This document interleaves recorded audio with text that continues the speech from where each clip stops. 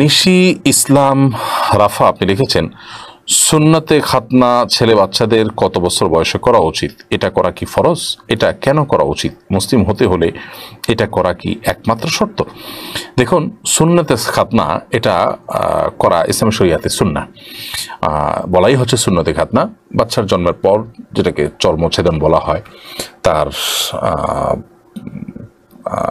তার লজ্জাস্থানের অগ্রভাগে যে জমে থাকা অতিরিক্ত অংশ আপনার সেটা কেটে ফেলা, এই চর্মচ্ছেদন বা খাতনা এটি সুন্নাহ। এটা নবী করিম সাল্লাল্লাহু আলাইহি সাল্লাম খুব শৈশবে কাটা বিষয়ে তার থেকে আমরা বিভিন্ন হাদিস থেকে জানতে পারি। একটা দুর্বল সূত্রে বর্ণিত হাদিস থেকে আমরা জানি, হাসান হোসেন রাদিয়াল্লাহু তাআলা আনহুর ব্যাপারে নবী সাল্লাল্লাহু আলাইহি সাল্লাম সপ্তম দিনে খাতনার উদ্যোগ নিয়েছেন। যদি হাদিসটি সনদ দুর্বল আমরা বলেছি, তো এরকম আরো বেশ কয়েকটি সনদ থেকে বোঝা যায় এরকম। খোলাসা কথা হলো যে শৈশবে অনেক ছোট থাকতে বাচ্চাদের খাতনা করা উচিত, কিন্তু এক্সাক্ট সময়টা কখন, এই সপ্তম দিনের কথা বা এরকম বিভিন্ন দিনের কথা যে আছে, সে বর্ণনাগুলো একটাও পরিপূর্ণভাবে বিশুদ্ধ সূত্রে বর্ণিত নয়। তবে হাদিস থেকে এতটুকু বোঝা যায় যে যতটা শৈশবে খাতনা করা যায় ততটা ভালো। মিডল ইস্টে সব পৃথিবীর অনেক দেশে বাচ্চার জন্মের সাথে সাথেই খাতনা করে দেওয়া হয়, এতে বাচ্চা টেরও পায় না। যত শৈশবে বাচ্চার খাতনা করা হবে ততই বাচ্চা কষ্ট কম পাবে এবং টের কম পাবে, এবং সে পরিপূর্ণ আপনার মানুষ হয়ে বড় হলো এবং খাতনাটা তার আগে থেকে হয়ে গেল, সেটা ভালো। যত পরে হবে সেটা বাচ্চার জন্য কষ্টের। অতএব এটার জন্য নির্দিষ্ট কোনো বয়স আমরা বলতে পারি বিশুদ্ধ কোনো হাদিস দ্বারা প্রমাণিত নয়, তবে যতটা আগে করা যায় ততটাই ভালো। আর সুন্নতে খাতনা এটা মুসলিম হতে হলে এটা করা কি একমাত্র শর্ত? না, একমাত্র শর্ত তো বলা যাবে না। মুসলিম হওয়ার জন্য মূলত আল্লাহর কাছে আত্মসমর্পণ করা, কালিমাতুশ শাহাদা পাঠ করা এবং সেটাকে মনে প্রাণে বিশ্বাস করা, এটা হলো মুসলিম হওয়ার জন্য মৌলিকভাবে শর্ত। এর পাশাপাশি খাতনা এটা হলো আপনার প্রতিষ্ঠিত সুন্নাহ সমূহের একটি, যেগুলো পূর্বের যুগের সমস্ত নবী রাসূলদের মধ্যেও প্রতিষ্ঠিত ছিল এবং এটি সমস্ত নবী রাসূলদের ঐতিহ্য ছিল এবং সবার মধ্যে প্রচলিত একটি আমল ছিল। অতএব সেই দৃষ্টিকোণ থেকে এই আমলটি আমাদের করা উচিত এবং প্রত্যেক মুসলমানের করা। এমনকি কোনো মানুষ যদি বয়স বেশি হয়ে যাওয়ার পরে ইসলাম গ্রহণ করে, তখন তার যদি খাতনা না করা থাকে, তাকে খাতনা করার বিষয়টি কিন্তু ফুকাহা একরাম বলেছেন। এখান থেকে বোঝা যায় ইসলাম এটা অত্যন্ত গুরুত্বপূর্ণ একটি বিষয়। কিন্তু এর মানে এই না যে কারো যদি খাতনা করা না হয় তিনি অমুসলমান থাকলেন, তিনি কালিমা শাহাদা পাঠ করলেও তিনি মুসলমান থাকবেন না, ব্যাপারটা সেই লেভেলের না। মারিয়াম রোজা আপনি লিখেছেন, গর্ভবতী মায়েরা কি বসে নামাজ পড়তে পারবে? শুধু ফরজ নামাজটা আদায় করলে কি নামাজ কবুল হবে?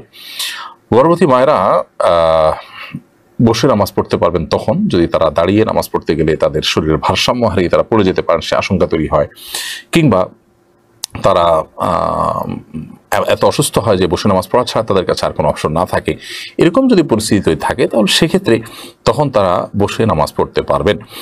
এছাড়া সাধারণ অবস্থাতে শুধুমাত্র গর্ভবতী হয়েছে, নিজের শরীরটা খারাপ লাগছে, এ ধরনের ঠুনকো অজুহাতে কিন্তু বসে তিনি নামাজ পড়তে পারবেন না। অর্থাৎ দাঁড়িয়ে নামাজ পড়ার মতো ক্ষমতা তার নেই, তিনি অপারগ, তা দাঁড়িয়ে নামাজ পড়তে গেলে শরীরের ভারসাম্য ধরে রাখতে পারেন না, কিংবা পড়ে যাওয়ার আশঙ্কা থাকে ইত্যাদি, এই সমস্ত কারণ যদি থাকে তখন শুধুমাত্র তিনি বসে সালাত আদায় করতে পারবেন। জসিমউদ্দিন আপনি লিখেছেন, আমরা যারা প্রবাসে থাকি বেশিরভাগ সময় লন্ড্রি থেকে কাপড় ওয়াশ করি।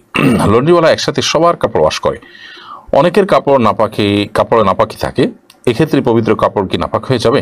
এই কাপড় পরে নামাজ হবে কিনা? দেখার বিষয় যে লন্ড্রিওয়ালা তিনি কাপড়গুলোকে কিভাবে ওয়াশ করেন।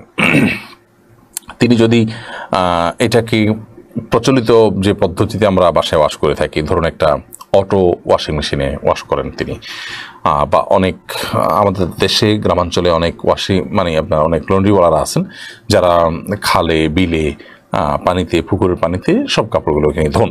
তো এইভাবে যদি তিনি ধোন এবং চিবান বারবার, তাহলে সেক্ষেত্রে তো সব নাপাক দূর হয়ে যাবে, আপনার পবিত্র কাপড়গুলো অন্য পবিত্র কাপড়ের সাথে মিশিয়ে নাপাক হয়ে যাবে না।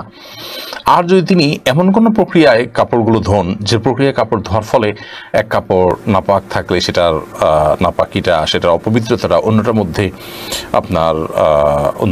মধ্যে গিয়ে সেটা লাগে বা মিশ্রিত হয়, সেরকম আশঙ্কা থাকে, তাহলে সেক্ষেত্রে তার কাছে তার মাধ্যমে কাপড় ধোয়া জায়েজ হবে না, বা তার মাধ্যমে কাপড় ধোয়ার সে কাপড় পরে নামাজ পড়া জায়েজ হবে না। তো দেখতে হবে যে লন্ড্রিওয়ালার কাপড় ধোয়ার প্রক্রিয়া পদ্ধতিটা কি, এটা খুবই সিম্পল, কিভাবে তারা ধোয় এটা জিজ্ঞেস করে নিলেই হয়। সাধারণত যে পদ্ধতি অবলম্বন করা হয়ে থাকে, বিশেষ করে আপনার ওয়াশিং মেশিন ইত্যাদিতে, সেটাতে আপনার পাক নাপাক সব কাপড় যদি দেন, তারপরেও নাপাক কাপড়ের সাথে থেকে পাক কাপড় নাপাক হবে না, কারণ এখানে বারবার করে সবগুলোকে আপনার খুব ভালোভাবে সেগুলোকে ইয়ে করা হয়, আপনার কিংবা চিবানো হয়, এবং চিবানোর ফলে সেগুলোর মধ্যে থাকা অপবিত্র বস্তু ইত্যাদি এগুলো ধুয়ে মুছে পরিষ্কার হয়ে যায়, ড্রেনেজ সিস্টেমের মাধ্যমে চলে যায়। অতএব এতে আপনার পাক কাপড়ের কোনো সমস্যা হবে না। মোস্তাফিজুর রহমান বাবু আপনি লিখেছেন, জন্ম নিয়ন্ত্রণের কোন পদ্ধতি ইসলামী শরিয়া মোতাবেক জায়েজ? জন্ম নিয়ন্ত্রণের যে পদ্ধতি ইসলামী শরিয়াতে জায়েজ সেটি হলো অস্থায়ী জন্ম নিয়ন্ত্রণ পদ্ধতি, এবং যে জন্ম নিয়ন্ত্রণ পদ্ধতিটি সন্তানকে কি খাওয়াবো বা আমার ইনকাম কম এখন এই সমস্ত চিন্তা ভাবনা থেকে নেওয়া হয় না, সেটি জায়েজ। অর্থাৎ বাচ্চা এই মুহূর্তে জন্ম গ্রহণ করলে তাকে লালন পালন করাটা আমাদের জন্য কষ্টকর হবে। এখানে বাচ্চাকে রাখার মতো লোক নাই, অথবা একটা বাচ্চা আছে পিঠে আরেকটা বাচ্চা হলো, দুটো বাচ্চা একসাথে লালন পালন করতে আমাদের কষ্ট হয়ে যাবে। এই অর্থে কষ্ট হয়ে যাবে যে তাকে রাখার লোক নাই, বা আপনার তাকে একসাথে লালন পালন করতে গিয়ে মায়ের কষ্ট বেশি হয়ে যাবে, অথবা আপনার মায়ের স্বাস্থ্যগত অসুবিধার কারণে এই মুহূর্তে বাচ্চা জন্ম হলে বাচ্চা গর্ভে ধারণ করা মায়ের জন্য কষ্টকর হবে, এরকম কোনো যৌক্তিক কারণে যদি হয় তাহলে সেটি জায়েজ, এবং সেটি হতে হবে অস্থায়ী পদ্ধতি। স্থায়ী কোনো পদ্ধতি লাইগেশন ইত্যাদি এগুলো ইসলামী শরীয়তে কখনো জায়েজ নয়।